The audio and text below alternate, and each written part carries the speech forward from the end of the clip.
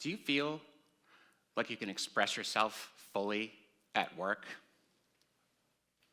And if you did, what might happen? Over the years, I've gotten to know some really incredible people who have held back aspects of who they are in the workplace.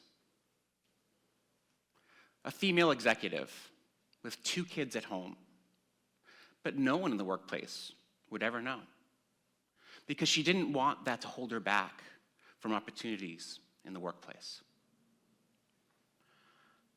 A senior leader who is a caregiver for his wife who suffered a traumatic brain injury. He balances his time inside and outside of work, trying to stay on top of everything. And again, nobody knows. His coworkers, his boss, not aware. A data scientist who is a violin-playing virtuoso. But nobody knows because she never bothered to share, and no one bothers to ask. Now, more than ever, we desperately need more connection in the workplace. We need to create a more connected and human workplace. With the continued effects of the pandemic and the divisiveness in the world, we desperately need more connection and belonging. Feeling connected is not just a nice to have, it's a basic human need. It's a requirement for survival. I was working with this executive who had already had a great impact on the people around him, but he felt like something was missing. He said that people weren't opening up to him. They weren't sharing more about who they were. And so he was frustrated. And I got to know him a lot through the years, through our conversations, and I knew he had a lot to share. So I asked him, I said, I wonder if you're sharing who you truly are. And I challenged him. I said, what would happen if you shared more of who you are? So he did.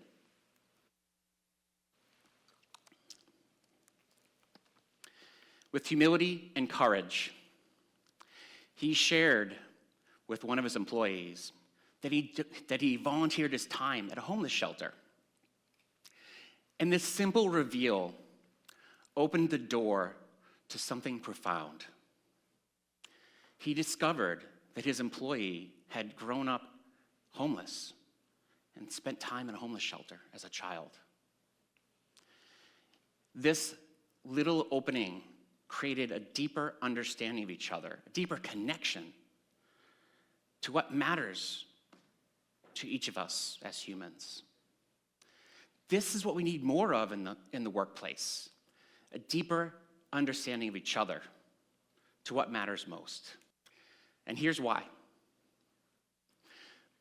According to Deloitte's Diversity, Equity, and Inclusion report, more than 61% of employees hide aspects of who they are from their coworkers and managers.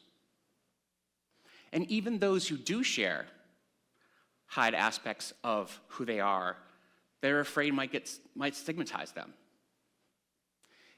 It's so instinctive that we don't even know we're doing it.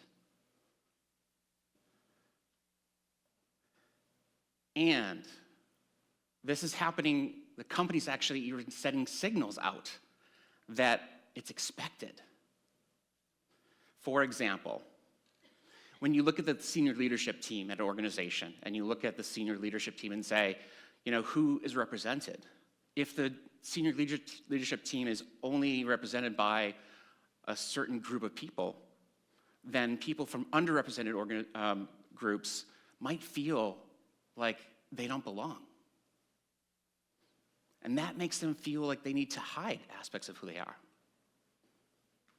And this leads to disloyalty to an organization.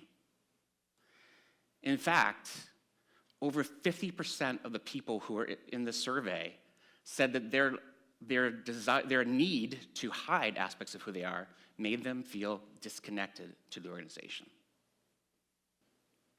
And this also leads to the research from Amy Edmondson related to psychological safety, where people feel like they don't feel safe to show up as their full selves in the workplace. If you want people to show up as your true selves, then you have to show up as your true self. This is how trust gets formed in the workplace. So if you want to be trusted, you have to create a sense of trust in you by being who you are. That is how trust gets formed in the workplace.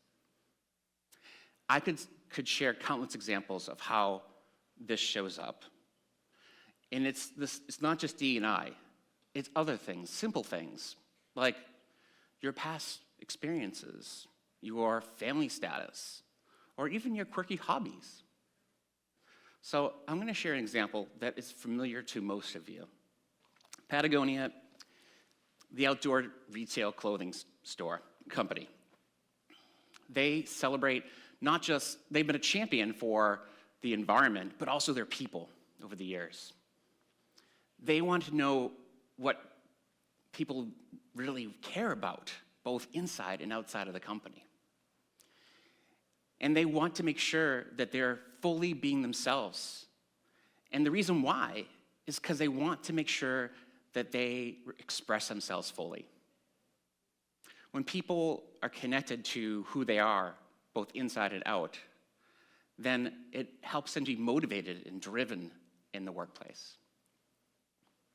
And it connects to this idea that we all contain multitudes, right? We're all more than just one thing. And when we start to get to know each other on a different level, we stop holding biases against each other, which is really important. And ultimately, when we do that, we can stop putting each other into boxes. And I'll get more into that in a bit. Another example, Microsoft. In the early 2000s, Microsoft was a highly competitive and individualistic company. There was a dog-eat-dog culture where people just were all out for themselves. And it led to a very stressed, a high level of stress and burnout. And ultimately, that was leading to a lack of innovation and collaboration. So in 2014, Satya Nadella came in as the CEO, or came into the CEO position, and he announced a cultural shift to make the company a more connected company. And through his efforts, he said that he wanted to create this organization that would emphasize empathy, teamwork, and a growth mindset. This shift led to not only employee satisfaction and engagement, but also innovation and growth. And Microsoft also experienced something really interesting. They actually were awarded for how their organization really promoted diversity and inclusion, and was awarded for their workplace culture.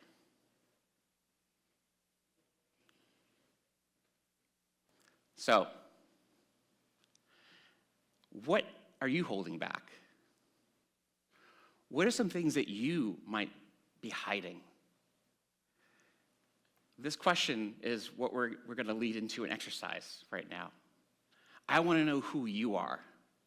And so you all have a whiteboard and a marker. And what I'd like you to do is, in 3 words, less than 3 words, share one thing that makes you who you are. Take a few moments to write that down. This is going to take some courage, okay? Because I'm going to ask you, once you've written it down, to hold it up high so we can all see it. It's going to take a moment of courage. But when you do, you're going to realize that we're all unique, but we can all celebrate each other. Who wants to share? Okay. I can't read it. You know what? Why don't you just say it out loud? Dog? Dog mom. Oh, yes. I love it. Dog mom. Love it. Who else? Say it.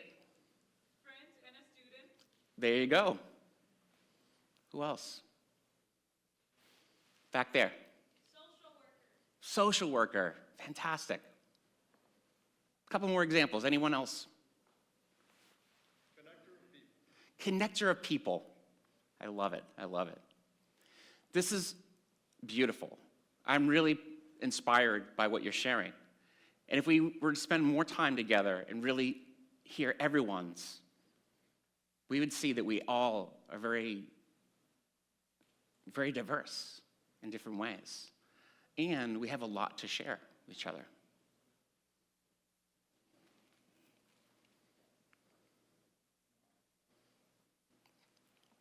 In my time in corporate, I spent a lot of time not being my true self.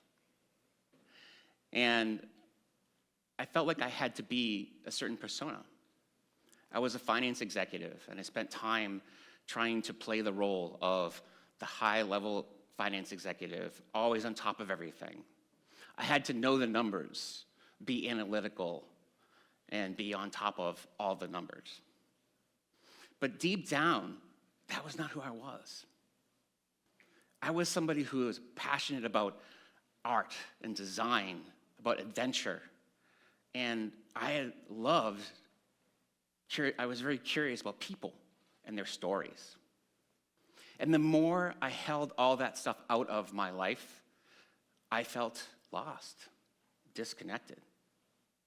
And eventually, I realized that when I was putting myself in this box and being something I was not, I wasn't able to feel fulfilled in my life.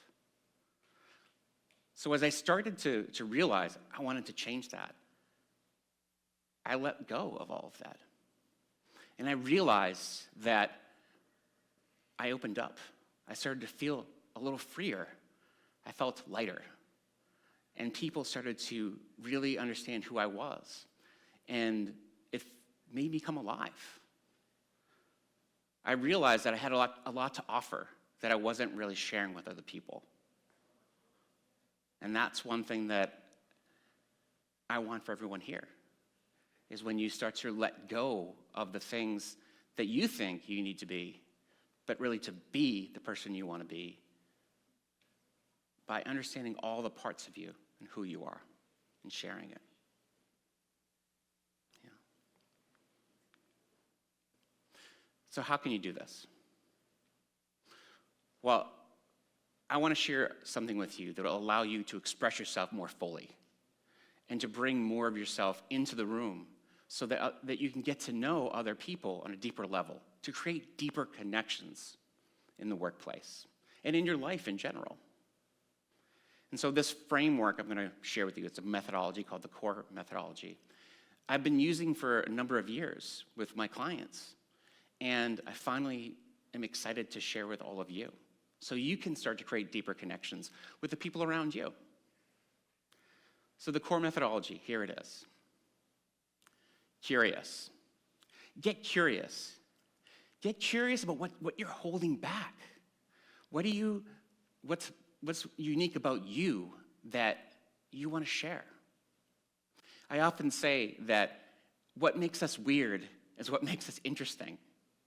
So if you can understand what are the things that are weird about you in a good way, hold on to that, embrace that, and start sharing it. And curiosity is an internal move. It's an internal expression that then leads to an external movement of sharing. So get curious. That's the first move in this process. And once you start to really embrace your uniqueness of who you are, then you can move on to the next part. O. O stands for open. Open yourself to sharing with others so that they can experience more of who you are. And open yourself to experience others. So you get to hear, what is it about you that makes you unique through conversation? Opening is really important to really understand that the elements are, you want to make sure it's non-judgment, compassion, and there's a curiosity here that you're asking, you want to know more about that person. When you think of this as a bridge to understanding, it becomes a beautiful thing where you're creating a connection with somebody else. This starts with you. It's important. R. R stands for release. Release yourself from all the fears that you may have and relax into the experience of doing this exploration. For a lot of you, especially the introverts who may be afraid of sharing this, I want you to go step at your own pace. Just take it at your own pace and realize that even just one step out there to share something about yourself is a move in the right direction. It's a moment of courage, but on the other side of this is a connection to somebody who you will get to know better. Yeah. So lean into this. Take the experience one step at a time and see if you can get over that fear. E. E stands for expand. Expand your understanding by broadening the circle. Really get to see, who else can I bring into this circle of understanding? Who else in the workplace or in my life do I want to get to know and really expand my understanding of? When you start to really celebrate and understand what's different about them and the similarities, then you start to create a much deeper connection with them. So there it is. That's the model. So what would happen if you did bring more of yourself into the workplace? Well, I invite you to give it a try. Because we do need more people who are willing to bring their unique self into the workplace. And we do need people who are bringing connection together in different spaces. Because connection is important, especially now. And we want to hear the voices of the people who are not bringing their full selves. It's time for us to create a more connected world. One brave human at a time. Thank you.